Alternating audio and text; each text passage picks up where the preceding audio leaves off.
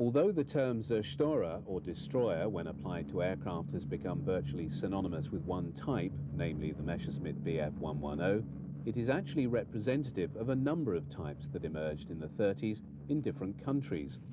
The concept of a long-range twin-engine strategic fighter found its advocates in Poland, France, the USA and Japan, as well as Germany. While Japan was to develop the Kawasaki Ki-45, which saw wide-scale service in the Pacific War, it was in Germany that the concept was most vigorously pursued.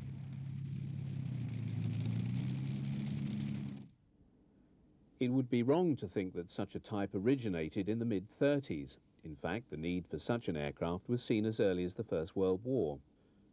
Operations with bombers such as this Gotha, which operated over enemy territory devoid of fighter escort, had prompted thoughts of a heavy fighter with sufficient range to fly with the bombers to their targets. It would also possess the ability to deal with enemy fighters sent up to shoot down the incoming attackers. Such a plane would also need to carry a heavy armament. It was also envisaged that such an aircraft could be used to fly far-ranging offensive missions over enemy territory. This concept was far too ambitious for the limited technology of the day to even begin to address.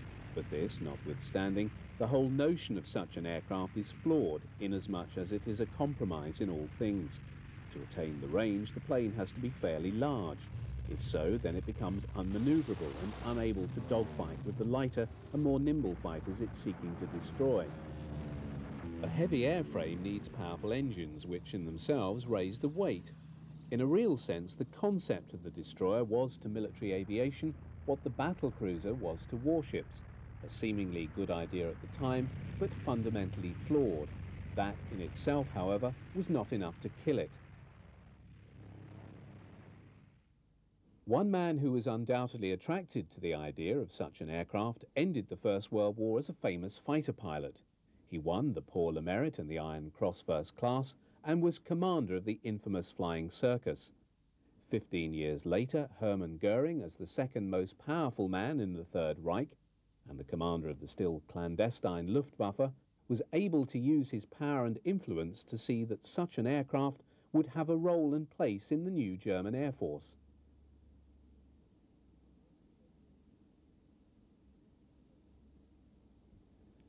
The specification for a Kampf destroyer was won by the firm of Messerschmitt, their prototype Bf 110, flying on the 12th of May 1936. First production of the 110B took place in July 1938, with the type being powered by UMO engines. Just 45 of this variant was manufactured. Pre-war film of the 110 is very rare. This short clip shows two Bf 110Bs taking part in war games in 1937. They wear the large pre-war swastika on their fins. Although the Destroyergruppen were cultivated as elite units in Germany before the war and participated extensively in the Polish campaign, which began on the 1st of September 1939, no footage was taken of the type in action. Some 4 Gruppen were spread among the 2 Luftflotten committed to Case White. The Bf 110s flew mainly escort sorties and were employed extensively in the tactical role supporting the army. This 110C was operated by the Destroyergruppen of LG-1. Bf 110s played a significant role in the destruction of 12 Wellington bombers in the Battle of the Heligoland Bight in December 1939. Such heavy losses led the RAF to switch to night bombing. Commander of the 110s in the Heligoland Bight was Wolfgang Falk, who was soon to emerge as the formative figure in Germany's night fighting force and was to be a major player in overseeing its development throughout the war. Bf 110Cs of 1 ZG-76 under the command of Falk provided top cover for the Ju-52 units landing in southern Norway during Operation Weserübung in April 1940. They were, however, rapidly pulled back to Germany.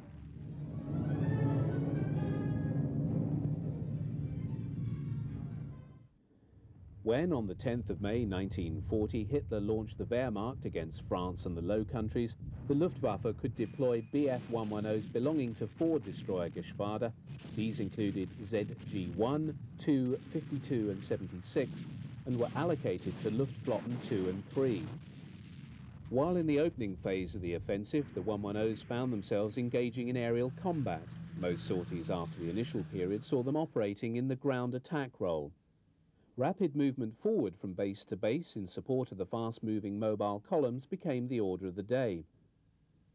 It was over Dunkirk when the 110 units came into contact with large numbers of RAF Spitfires and Hurricanes for the first time that doubts began to arise over the alleged superiority of the 110. High losses were experienced, and as a precursor of what was to come over England a few months later, the 110 pilots found themselves unable to mix it with the more manoeuvrable British fighters. With the surrender of France and the rejection by Britain of his terms for peace, Hitler ordered the aerial campaign against England to begin as the first stage in his invasion plan. Goering's vaunted destroyers would now face their severest test.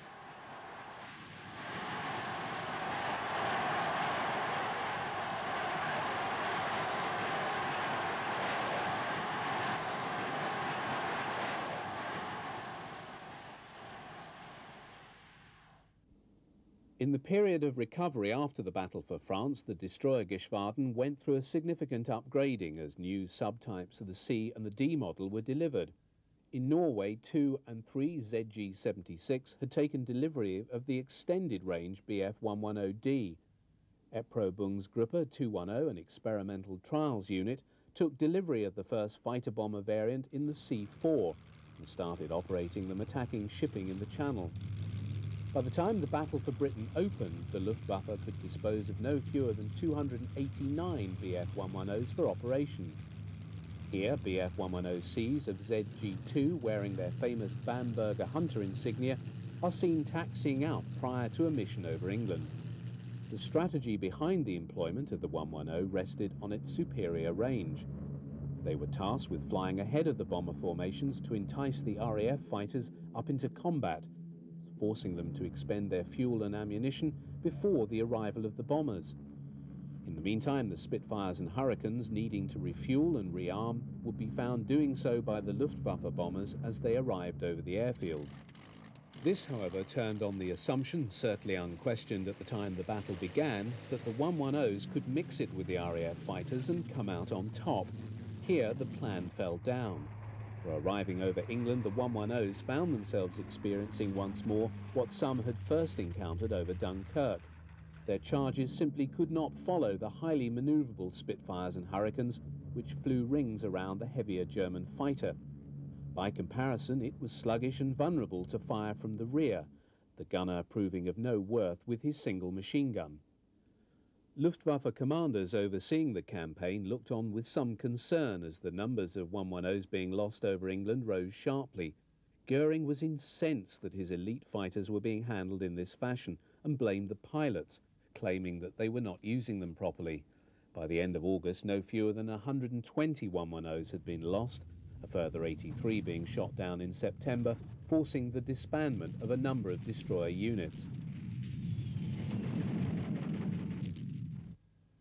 This Bf-110 belonging to ZG-26 Horse vessel has crash-landed on a Kent beach. Its crew taken prisoner. Symbolic of the immense loss of experienced crew was Hauptmann Walter Rubensdorfer, commander of Erprobungsgruppe 210, shot down on August the 15th over Croydon. The decimation of the Destroyer-Geschwaden in the Battle of Britain saw disbandment and amalgamation of a number of formations. As the surviving Staffen were pulled back into Germany to rehabilitate and be drawn to pastures new, a number of 110 units stayed in France.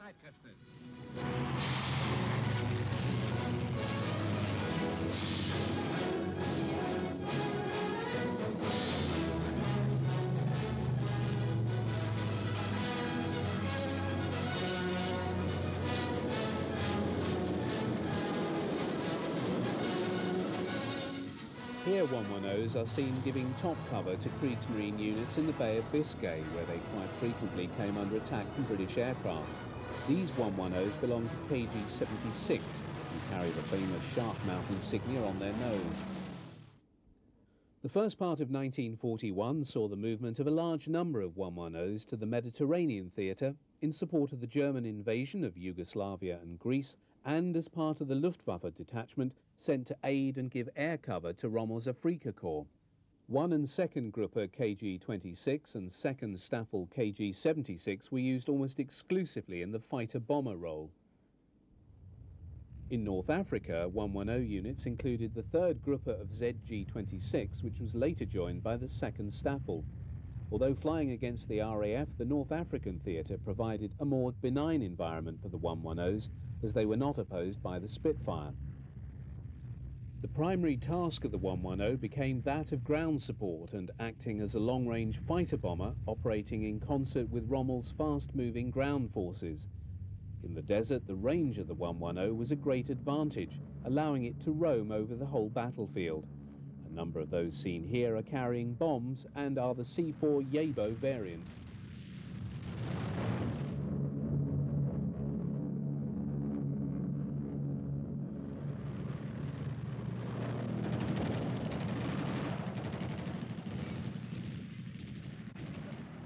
The worst enemy of all for the ground crews of the 110s was the all-pervading dust.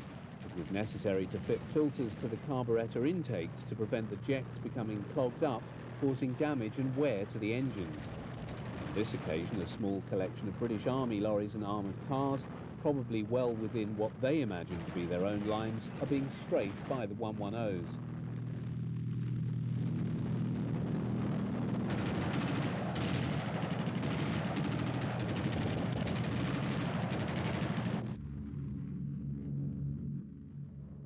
The 110 was also employed for photo reconnaissance of enemy lines. This model, a C5, employed a single RB50-30 camera being carried to the aircraft by the ground crew. Bf 110s served in North Africa throughout the campaign. Later variants made their way into the theatre and were employed extensively for ground support and Stuka escorts until the defeat of Rommel at El Alamein and the withdrawal into Tunisia.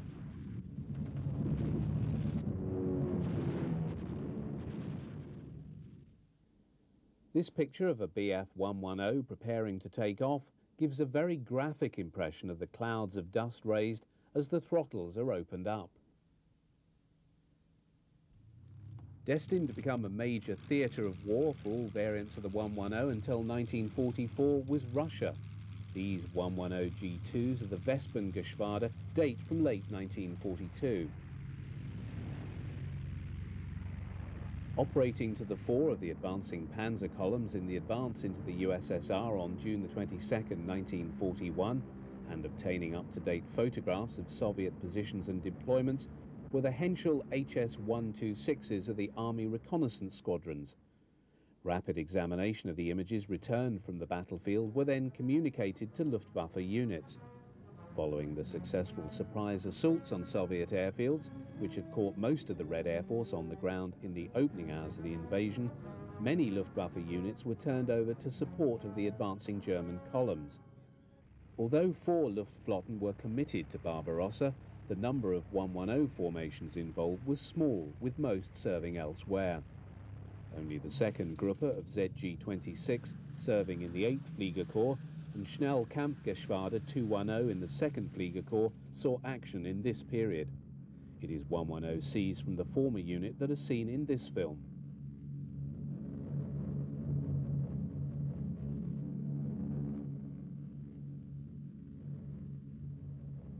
Of interest is the tethered observation balloon which the aircraft pass and which was used to mark the forward German positions.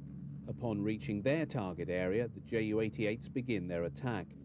The 110s, while flying top cover, are now free to engage upon their secondary function for the mission, which is a Freie Jagd or free hunt. While vast numbers of Soviet aircraft had been destroyed on the ground, a significant few survived the initial German onslaught to fly against the invaders.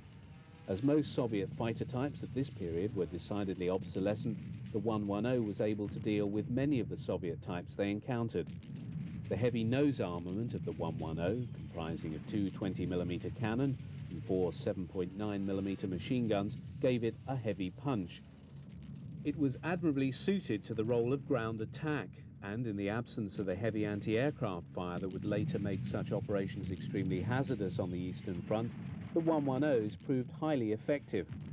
Indeed, the 110C4s of Major Karl-Heinz Stricker's Schnellkampfgeschwader 210 were tasked from the outset with the low-level assault on Soviet airfields and bridges. This Yabo variant of the 110 was designed as a fighter bomber. It was fitted with two ETC-250 bomb racks under the fuselage and powered by two Daimler-Benz 601N engines, and first saw action over the English Channel in July 1940.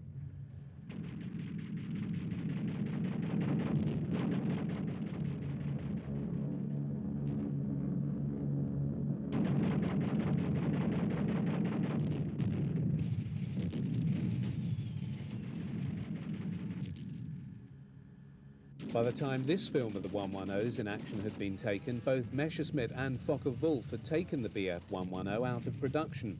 The former had already geared up to produce the 110's successor, the Me 210, at its Augsburg and Regensburg plants. However, reports of the premature demise of the 110 were greatly exaggerated, for problems with the Me 210 would see its predecessor reintroduced in 1942 to rejuvenate the destroyer Geschwaden. As with all other types employed by the Luftwaffe in the atrocious Russian winter of 1941-42, the severe cold brought particular problems. The 110's water-cooled Daimler-Benz engines needed to be run throughout the night to stop them freezing. Usage of the 110 as a Yabo to attack Soviet ground forces was very high all through this period. Consideration of the Junkers 88 in the heavy fighter role began almost as soon as its superb flying attributes became apparent.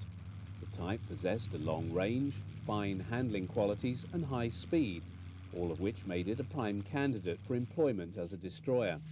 The prototype was based on an A1 airframe and appeared in early 1940, with the production C2 model entering squadron service with KG-40 in Norway during the spring. The more numerous C4 and C6 destroyer variants employed the later Ju-88A5 and A4 bomber airframes. The glazed nose of the bomber was replaced with a metal cap, which mounted a number of 20mm cannon and 7.92mm machine guns, the quantity in combination depending on field modifications. The heavy firepower saw the type employed on all fronts in the anti-shipping, train-busting and ground attack roles. This C6 has its nose painted to simulate the bomber variant to fool Soviet fighters. One of the more unusual roles for which the Me 110 was employed was as a glider tug for the massive Me 321 Gigant. First flown in February 1941, the lack of aircraft with sufficient power to tow the glider into the air saw its designers alight upon an unusual proposal, employing three Bf 110s acting in concert. The subsequent Troika Schlepp, as this arrangement came to be known, was not without its pitfalls.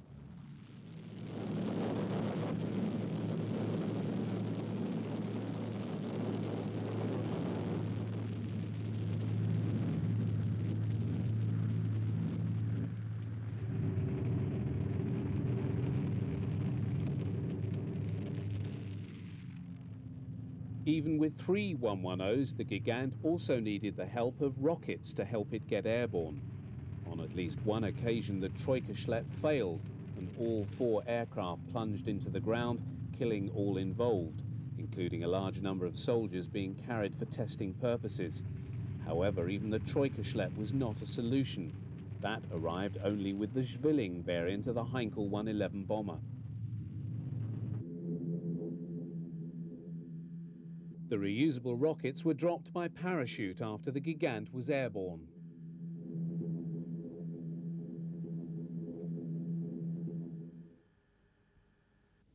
Messerschmitt had been working on a second-generation destroyer to replace the 110 as early as 1937, with the prototype seen here taking to the air on the 2nd of September 1939. Designed as a multi-role aircraft, including that of a dive-bombing replacement for the Stuka, the high expectations attending the new 210 were to remain unrealized, as development flying revealed the type to be plagued with problems. Even so, 1,000 Me-210As were ordered in 1940, entering service with the Luftwaffe Test Erprobungsgruppe 210 at the end of that year. By the end of 1941, the 210 was deemed to be a failure, shot through with so many defects that it was described as being vicious to fly. Even so, the investment in the type had been so great that heavily modified 210A1s were delivered to the second Gruppe of ZG-1 and elements of ZG-26 in Sicily in 1942 as replacements for the 110s. It was as a heavy fighter that 210 formations found themselves thrown into combat against Anglo-American forces in Tunisia in November 1942. Me-210s are seen here attacking a forward airfield manned by British and American forces. The 210s come in at low level to drop their bombs amid a hail of anti-aircraft fire.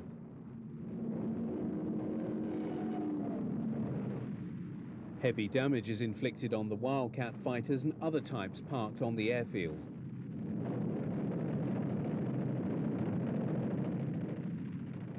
No 210s are lost on this sortie, and they make good their escape.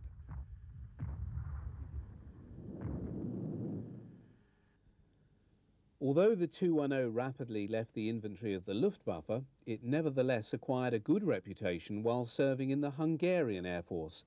Built under license, it entered service in June 1943 and was employed as a home defence fighter against bombers of the US 15th Air Force and also as a fast light bomber through to 1945.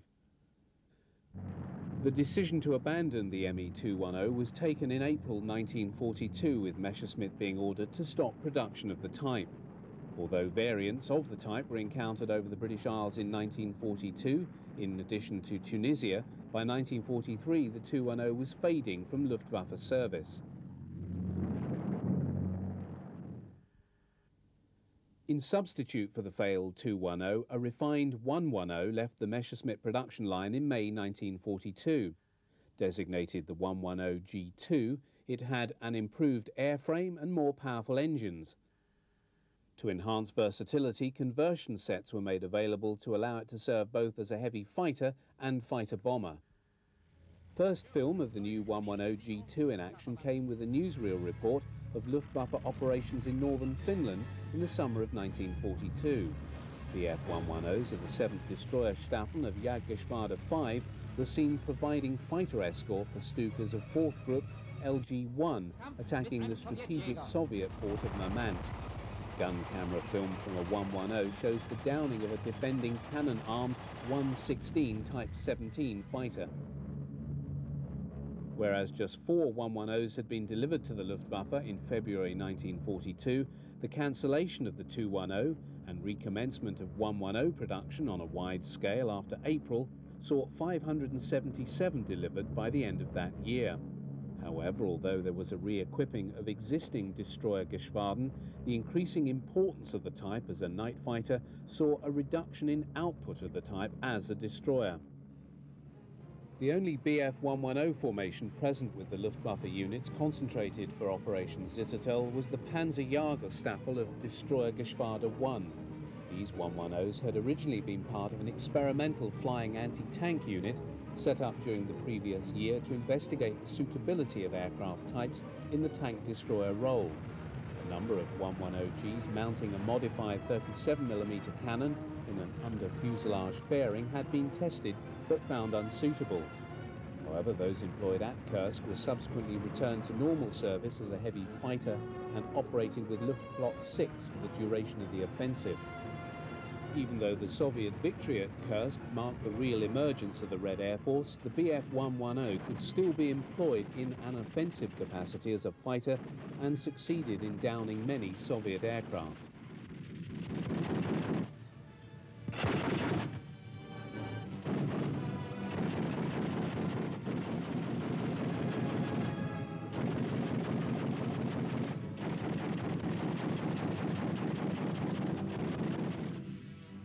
In this case, the opponent of the 110 is an Ilyushin IL-2 Sturmovik. This was a specialized, very heavily armored ground attack aircraft known to the Luftwaffe as the Cementer. because of its capacity to absorb heavy punishment before it was shot down. Indeed, the example in this film is taking a lot of fire from the nose guns of the 110. The problem for Soviet pilots flying this type was that the protective armour also made the aircraft unmanoeuvrable. Standard Luftwaffe practice was to first knock out the rear gunner, then bring down the plane, which inevitably tended to fly in a straight line. While built in larger numbers than any other type in World War II, the Sturmovik was also shot down in greater numbers than any other.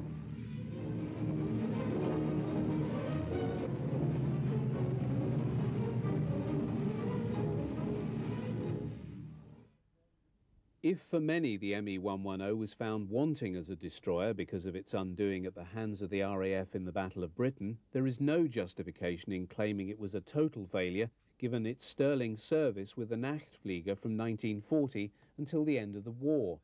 Bearing the England Blitz badge of the night fighters, it was the RAF's ever-constant opponent in dark skies over the Reich. The notion that the Luftwaffe might need to develop a night-fighting capability was not something that Hermann Göring in early 1940 regarded with seriousness. If needed at all, then he believed the combination of searchlights and heavy flak would see Germany through. In addition, a number of Me-109s had been allocated in 1939 to form an experimental Moonlight Squadron. In June 1940, Josef Kamhuber established the first night-fighting division in Brussels following the beginning of the RAF's night raids in May. Casting around for aircraft to serve in the night fighter and intruder role led to Dornier being asked to adapt their Do-17Z medium bomber. Employing the nose cone from the Ju-88C2 destroyer led to the appearance of the Do-17 Kautz. Only one was produced before the improved Kautz II left the production line. Just after the Battle of France, Hermann Göring appointed Hauptmann Wolfgang Falk, the commander of Destroyergeschwader 1, to command the Luftwaffe's first Nachtjagdgeschwader. NJG-1 was drawn from 2 Staffel and the 1st Gruppe of ZG-1 and sent to Düsseldorf for night fighter training. To these were added 4th Gruppe of JG-2. In July, the all-black 110s transferred to Venlo in Holland as part of the 1st Night Fighting Division. No specialised equipment was added or modifications made to what were standard Bf-110C destroyers. One of the earliest depictions of night fighter operations shown to German audiences in early 1942 is most revealing for what it does not show. Deutsche Wochenschau, filmed principally for home audiences, was also a vehicle for propaganda overseas, and many copies were dispatched abroad through neutral countries. These ended up in the UK, where they were studied with great care by intelligence operatives seeking to glean every item of value from the images. It was for security reasons that the German film editors did not include in this sequence any coverage of the radars that were the actual key to their whole night fighting system. In this film, they have implied that observer sightings and sound directors are the source of the information used by the ground control. The system was known as Himmelbett, or four-posted bed, and was based on a belt of radar stations placed 20 miles apart. These ran along the coast of northern Germany from the Danish border southwestward through to the border of France, and bisected the route taken by RAF night bombers on their way to Germany. Each radar station had its captive night fighter that was required to fly a continuous course that took it no further than 30 miles from each radar station. One Würzburg radar on site would track an incoming bomber, relaying the information back to the control room. The station would then employ its second Würzburg to vector its captive night fighter onto the RAF bomber traversing its box. One of the rising stars of the Nachtflieger was Major Lent, awarded the Knight's Cross in August 1941 following his 30th night victory. By January 1943, Lent had scored 50 victories. He's seen here with members of his second Gruppe, which he established at St. Tron in Belgium in November 1941. The incoming RAF raid, spread out across a wide front, is tracked first by the long-range Freya radars. They were sufficiently accurate to plot the direction and heading of the bombers and determine the general areas of the line they would penetrate and fly over. When this had been ascertained, the night fighter units would be scrambled to take up their position in the boxes. Befehl an Major Lent. Es geht los. Erste Welle, Sitzbereitschaft.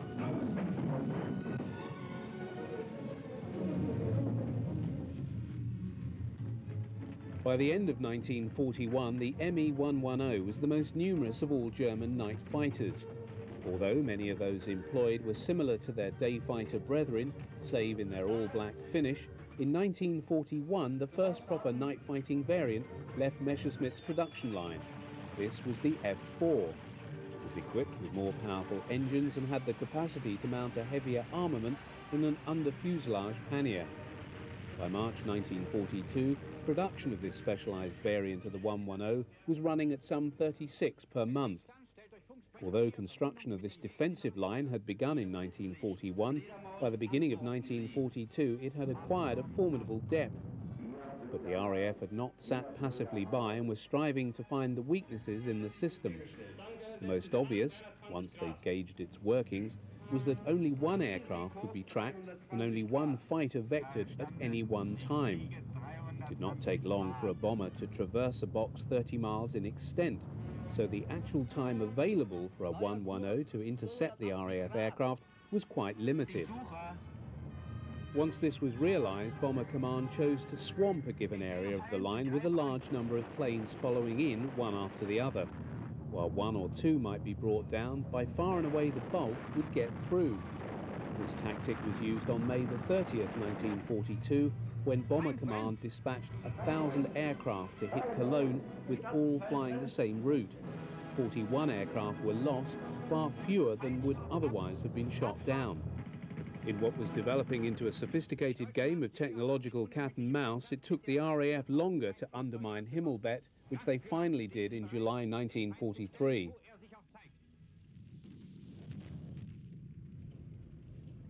One of the limitations of filmmaking during the war, not always readily appreciated today when special effects are commonplace, was the inability to capture genuine night fighter action.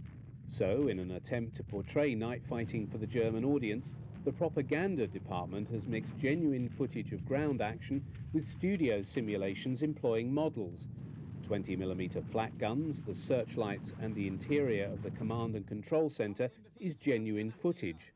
Once the film cuts, however, to what purports to be a 110 night fighter, we are then looking at a model. All shots of the pilot inside the cockpit are also filmed on the ground. The film then shows the 110 shooting down what is meant to be an RAF Wellington bomber, but it too is a model.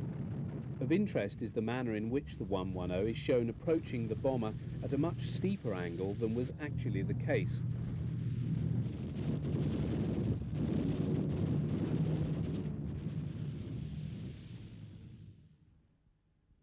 Alongside the Me-110G2, 1942 also saw the appearance of the specialised, more heavily armed Me-110G4 night fighter.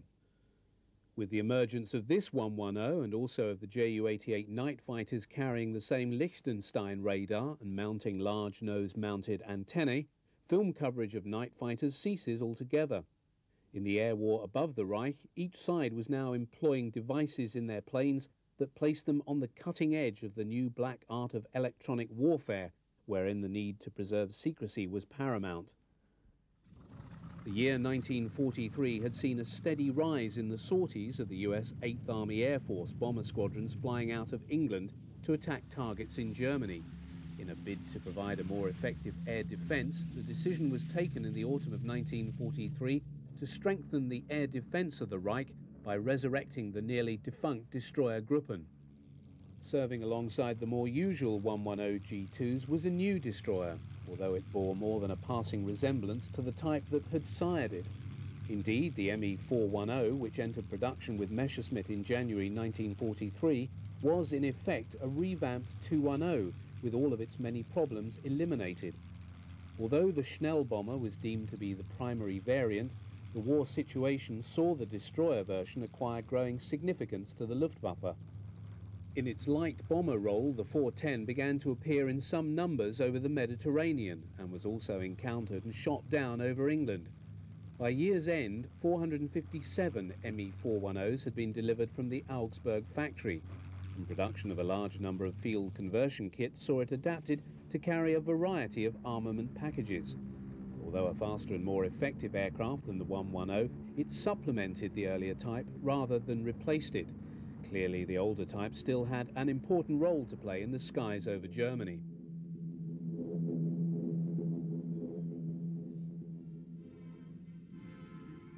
Retaining the same bomb bay as the 210, the spacious compartment proved admirable for fitting of factory-supplied weapons containers. These permitted the type to carry an extra 2 20mm cannon in addition to the standard inbuilt armament. It also permitted the 410 to carry much heavier weapons.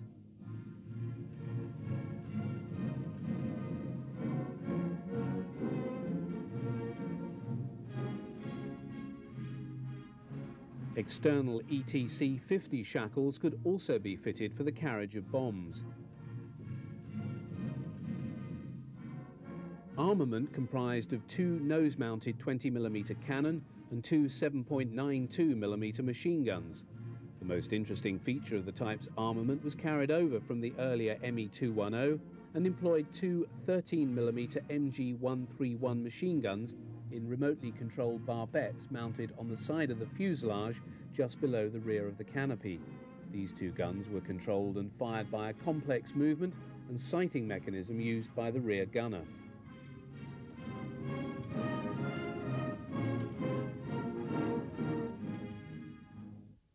The use of destroyers against US bombers saw an increase in armament. This Me-110G2 mounts 2 MG-151s in the nose and a 37mm cannon under its fuselage. The U-4 variant of the Me-410B2 saw a 50mm cannon derived from the Army PaK-38 anti-tank gun mounted in the weapons bay. One of the major weapons introduced onto Me-110 and Me-410's attacking bomber formations in 1943 was derived from the rocket launchers used by the Army. The 210mm version was an unguided weapon and carried a 47kg warhead to about 7,800 meters.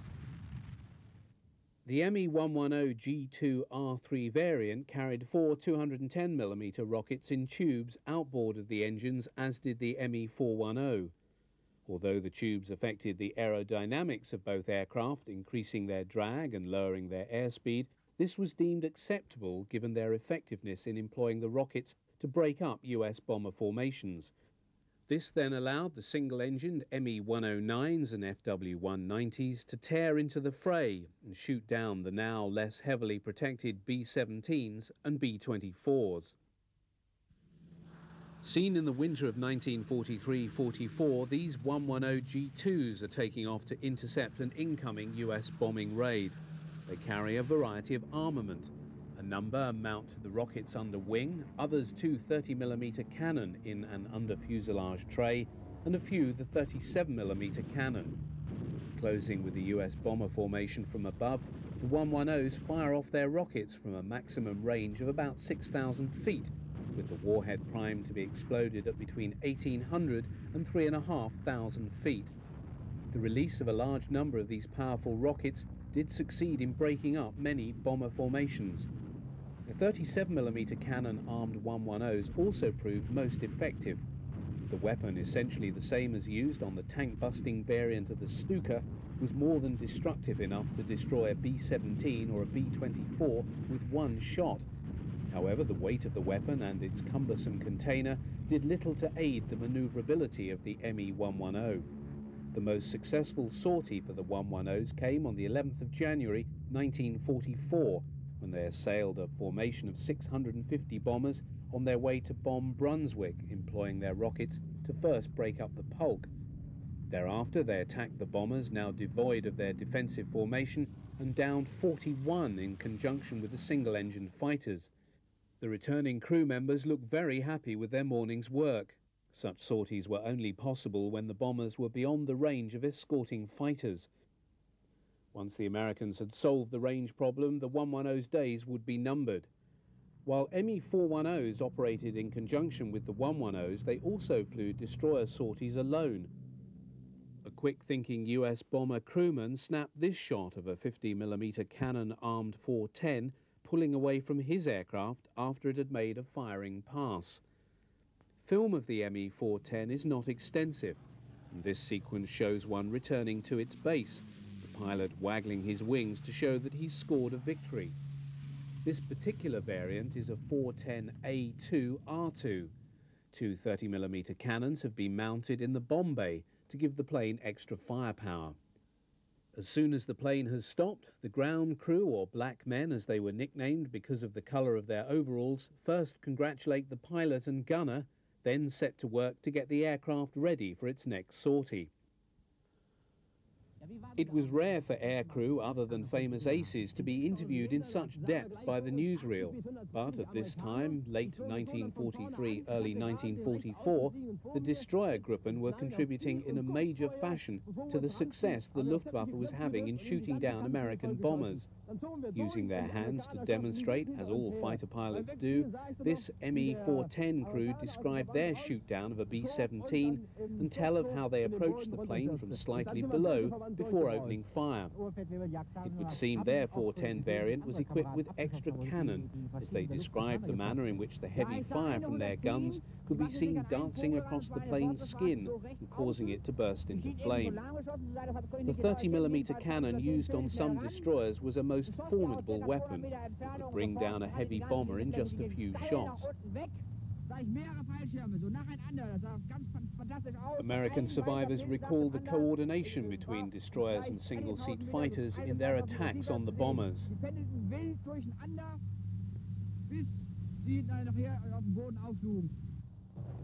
Caught by the PK cameraman is a post-sortie meeting between the 410 Staffel commander and his men. Of interest is the atmosphere of joviality and the manner of the commander. While the tone of the whole sequence is decidedly triumphalist, a number of enemy bombers having just been shot down, it would be fascinating to gain some insight into the thoughts of these men, to see what they really felt at seeing so many US bombers streaming across Germany day after day, seemingly increasing in number irrespective of how many they are shooting down. Such meetings would not, however, continue much longer, as the fate of the destroyer Geschwaden in the opening months of 1944 was already sealed, with the increasing range now being given to US day fighters in England.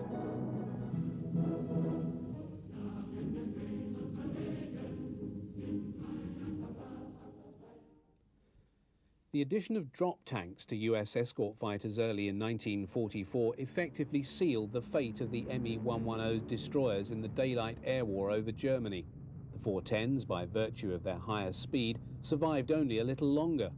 Thunderbolts and Mustangs could now hit the German heavy fighters before they could reach the bombers. The fate of the 110s of ZG-26 on March the 16th, 1944 is a classic example.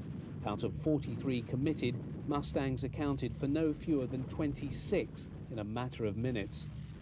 The subsequent loss rate was so high that the third Gruppe of the Geschwader disbanded within weeks, and by June 1944 only second Gruppe was flying 110s over Germany in daylight.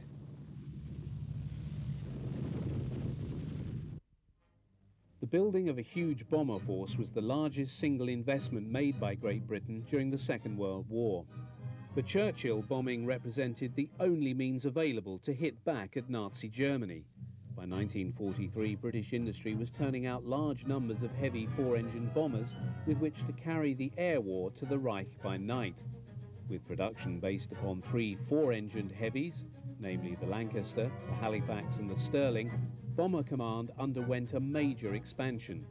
This was mirrored by the growing sophistication of its methods and of the electronic technology used for bombing aids and targeting. Under Air Marshal Sir Arthur Harris, the priorities of the bomber campaign were identified as follows: the progressive destruction of the German military, industrial and economic system, and the undermining of the morale of the German people to a point where their capacity for armed resistance is fatally weakened. In March 1943, the instruments available to him to attempt to realize these objectives comprised 321 Lancasters, 220 Halifaxes, 141 Stirlings and 268 Wellingtons. March saw the launch of the Battle of the Ruhr, a sustained attempt by Bomber Command to destroy the productive capacity of Germany's premier industrial region. In July, the decision was taken to concentrate a series of heavy raids on one German city, and Operation Gomorrah was born. In concert with US day bombers, Bomber Command hit Hamburg in 4 great raids over 10 days. Chosen because it allowed a clear and unambiguous return on the new H-2S bombing radar, the Hamburg raids were also important because they were begun with the dropping of millions of strips of aluminium foil which reflected the returns of the German Freya and Würzburg radars, rendering the Kammhuber line and the Himmelbett defence system impotent in the short term. German night fighters were thus unable to intercept British bombers in any significant numbers, and the loss rate among the attacking aircraft was low. In all, 87 were lost, representing less than 3% of the aircraft committed. Other RAF technical advances also assisted the heavies. A device known as Boozer was fitted to give the bomber crews advance warning of the radar employed to lay the 88mm flak guns and their attendant searchlights. Then there was Monica, an early form of rear warning radar designed to tell the bomber of the proximity of a German night fighter. Although the employment of Window had had a devastating short-term effect on the German night fighter defence, steps were rapidly taken to surmount the problems raised by it. Although Himmelbett had clearly been compromised, it was nevertheless still the basis of the whole system. Alternative methods that came online once the Window problem was solved, including what came to be called tame bore. Night fighters carrying airborne radar were given a continuous running commentary from ground control in order to vector them into the general vicinity of an RAF bomber. The British response was to give false instructions on the same wavelength used by the German pilots to confuse them. Although Hermann Goering is seen here inspecting a 110 night fighter, the sometime chief of the Luftwaffe remained woefully ignorant of technical matters relating to the night fighter arm. Whilst the Luftwaffe had employed earlier variants of the Ju-88 in the night fighter role, it was only with the introduction of the G series in late 1943 that the type really began to fulfill its potential. When the British captured this particular plane in July 1944, they discovered that its Flensburg radar was attuned to the Monica tail warning radars employed by RAF bombers to warn them of the approach of German night fighters. The entry into service of the G1 coincided with a marked rise in RAF losses in early 1944 and was to continue flying until war's end in 1945. The G6 variant employed more powerful Junkers Umo inline engines to give the type higher speed. Although the radar combinations were some of the most sophisticated, it arrived too late to make any significant impact on the air war. This G6 allows us to view the fixed angled guns mounted atop the fuselage to allow the Ju-88 and Me-110 to fire into the vulnerable belly of RAF bombers. Operating up to a range of 30 miles, the Naxos passive homing device fitted on top of the canopy allowed Ju-88s to fix the positions of RAF bombers by the emissions from their H-2S bombing radar. The ferocity of the air war and the darkness over Germany can be illustrated by examining RAF bomber losses between January 1943 and March 1944. This period covered the battles of the Ruhr, Hamburg and Berlin.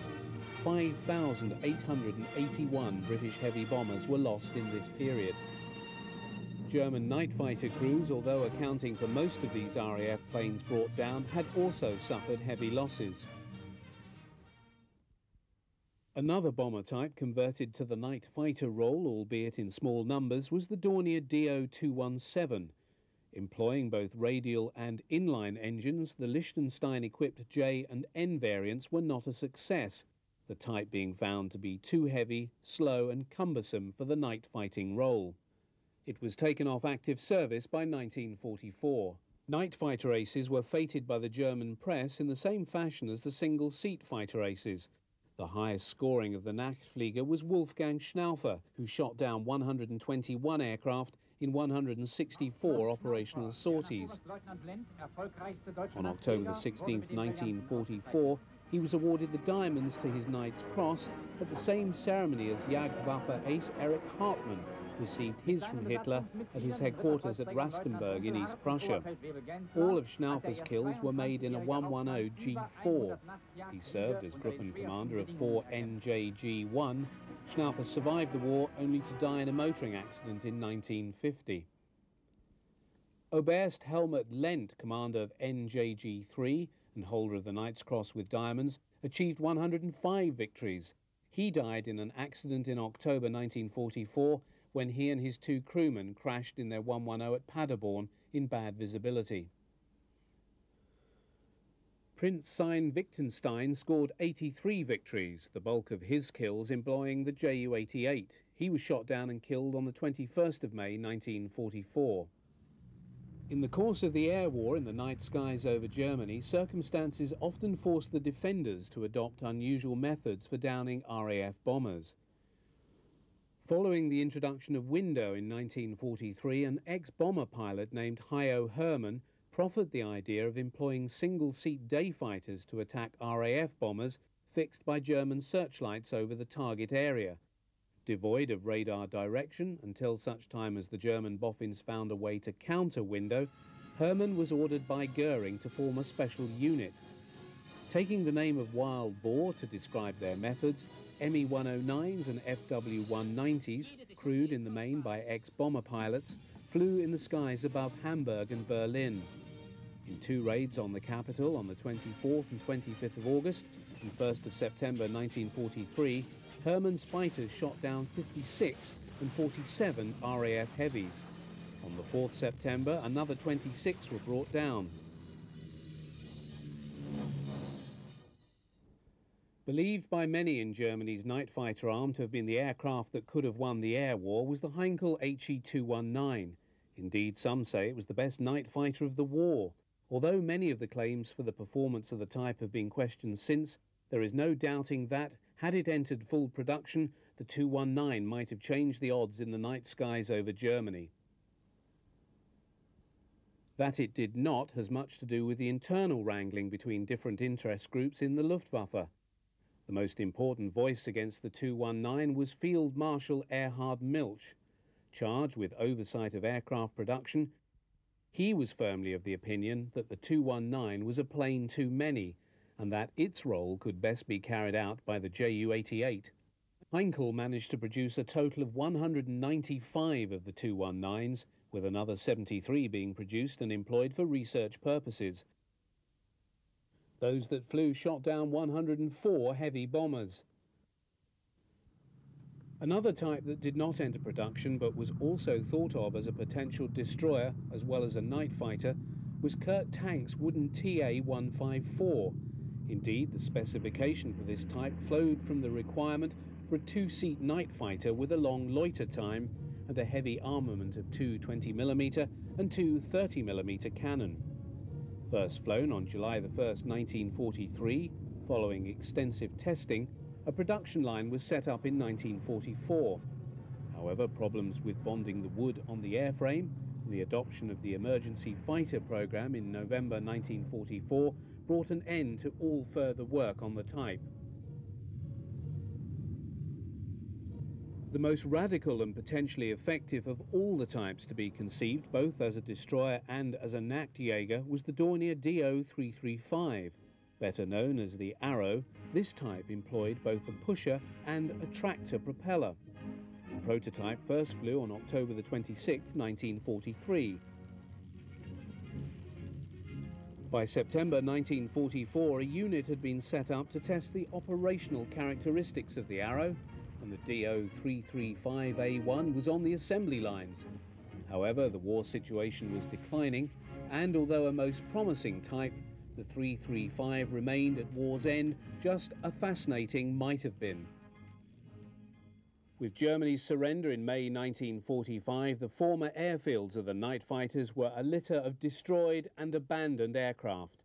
For 5 years, destroyer and Nachtjäger had been key types in the Luftwaffe's inventory, had played a major role in the years of victory, and had fought hard along the road to defeat.